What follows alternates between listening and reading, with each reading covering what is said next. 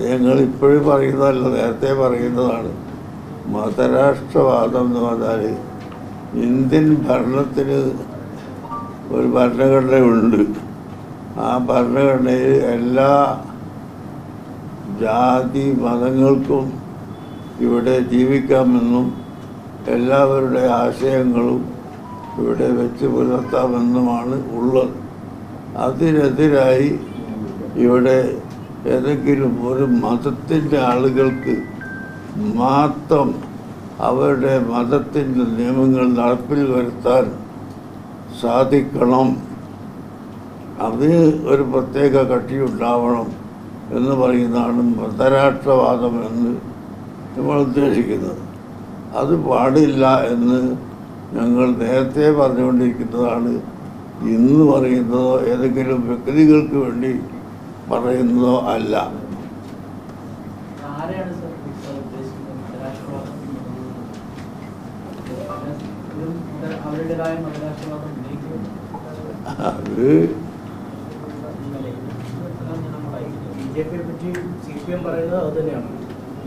അത് മതരാഷ്ട്രവാദം എന്ന ലക്ഷ്യം വെക്കുന്നു. ജമാഅത്തെ ഇസ്ലാമിക്ക് മതരാഷ്ട്രവാദം കേന്ദ്രത്തെ പറ്റി പറയുന്നത് അങ്ങനെ തന്നെയാണ്.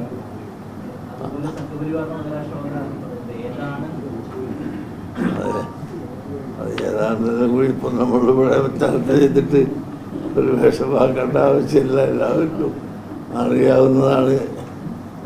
ഭരണഘടനയിൽ മൊത്തത്തിലാണല്ലോ.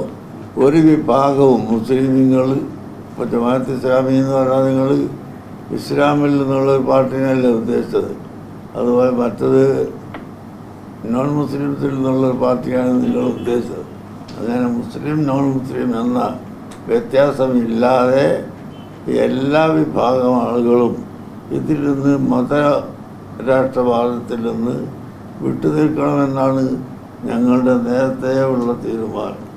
ആ തീരുമാനം തന്നെയാണ് എല്ലാവരും പഠിപ്പിക്കുന്നത്. നമുക്കിവിടെ നമ്മുടെ മതം പ്രചരിപ്പിക്കാൻ സൗകര്യം കിട്ടുന്ന കാലത്തോളം നമ്മൾ പ്രചരിപ്പിക്കും. അതിനെതിരായി വന്നാൽ ഞാൻ ആദ്യം പറഞ്ഞതുപോലെ നിയമം കയ്യിലെടുക്കാതെ നിയമത്തിൻ്റെ ഉള്ളിൽ നിന്നുകൊണ്ട് ചോദ്യം ചെയ്യും. ഇപ്പോൾ കഴിഞ്ഞകാല അനുഭവങ്ങളിൽ കാണാമല്ലോ, പല വിഷയത്തിലും സുപ്രീം കോടതിയിൽ കേസ് നിലനിൽക്കുകയാണ്. അതൊക്കെ നിയമത്തിൻ്റെ ഉള്ളിലൂടെയാണ് ആ ചോദ്യം ചെയ്തതൊക്കെ. അല്ലാതെ നിയമം കയ്യിലെടുക്കുന്ന ഒരവസ്ഥ ഏത് രാജ്യത്ത് വന്നാലും അന്ന് അവിടെ നാശം മാത്രമേ ഉണ്ടാവുകയുള്ളൂ. ഇന്ന് ജമാഅത്തെ ഇസ്ലാമിയുടെ ഒരു വാർത്താ സമ്മേളനം മലപ്പുറത്ത് നടത്തി. അപ്പോൾ അതിനകത്ത് അവർ പറഞ്ഞത് ജമാഅത്തെ ഇസ്ലാമിയുടെ മധുരം നുണയാത്തവരായി കേരളത്തിൽ ആരുമില്ല. ജമാഅത്തെ ഇസ്ലാമിയുടെ മധുരം നുണയാത്തവരായി കേരളത്തിൽ ആരുമില്ല എന്നാണ് ജമാഅത്തെ പറഞ്ഞിരിക്കുന്നത്.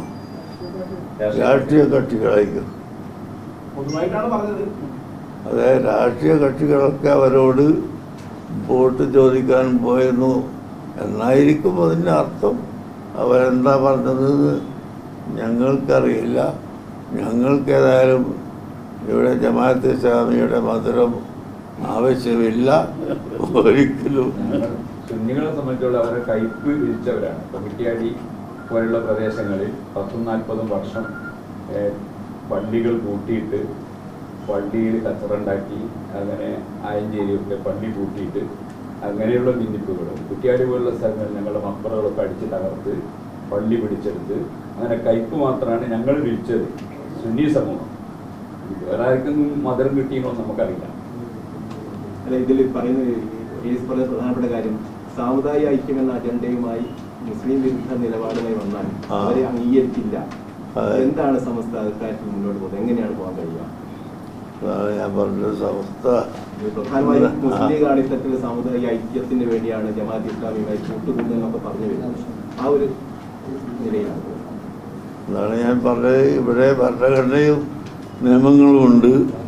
ആ നിയമത്തിൽ നിന്നുകൊണ്ട് അത് ചോദ്യം ചെയ്യേണ്ടതാണെങ്കിൽ ചോദ്യം ചെയ്യും. ഉപദേശം കൊണ്ട് ജനങ്ങളെ പിന്തിരിപ്പിക്കേണ്ടതാണെങ്കിൽ പിന്തിരിപ്പിക്കും. അത്രമാത്രം. ജമാഅത്തെ ഇസ്ലാമി വന്നു, ഞങ്ങളെല്ലാവരും ആ പ്രസ്ഥാനത്തിലേക്ക് പോകാൻ പാടില്ലാതെ ജനങ്ങളോട് ഉപദേശിച്ചു, ഞങ്ങളെ മുൻഗാമികളും ഉപദേശിച്ചു. അതുകൊണ്ട് തന്നെ അവർക്ക് ഇപ്പോഴും വിരലുകൊണ്ട് എണ്ണാവുന്ന ഏതാനും ചില്ലറ വ്യക്തികൾ മാത്രമേ കിട്ടിയിട്ടുള്ളൂ. ഈ രാജ്യത്തെ ജനങ്ങളെ അപേക്ഷിച്ച് അവർക്ക് മെമ്പർമാർ വളരെ കുറവാണ്. അത് കാരണം ഇവിടുത്തെ വല്ലമാക്കൾ അവരുടെ അബദ്ധങ്ങൾ ചൂണ്ടിക്കാണിച്ച് കൊടുത്തത് കൊണ്ടാണ്. ഈ ജമാഅത്തെ ഇസ്ലാമിക്ക് അംഗങ്ങൾ കുറവായിട്ടും ഈ രാഷ്ട്രീയ പാർട്ടികൾ അവരുടെ പിന്തുണ സ്വീകരിക്കുന്നത് ശരിയാണോ? അത് രാഷ്ട്രീയക്കാരോട് ചോദിക്കണം, രാഷ്ട്രീയക്കാരോട് ചോദിക്കണം. ഞാൻ പറഞ്ഞല്ലോ, ഒരു വോട്ട് കിട്ടുകയാണെങ്കിലും അതിന് പിന്നാലെ രാഷ്ട്രീയക്കാർ പോകും. അങ്ങനെ ഇവർ സ്വീകരിച്ചിട്ടുണ്ടോ ഇല്ലേ എന്നുള്ളതൊക്കെ അവരോട് ചോദിക്കേണ്ടതാണ്. ഞങ്ങൾ ഇവിടെ മറുപടി പറയേണ്ടതല്ല.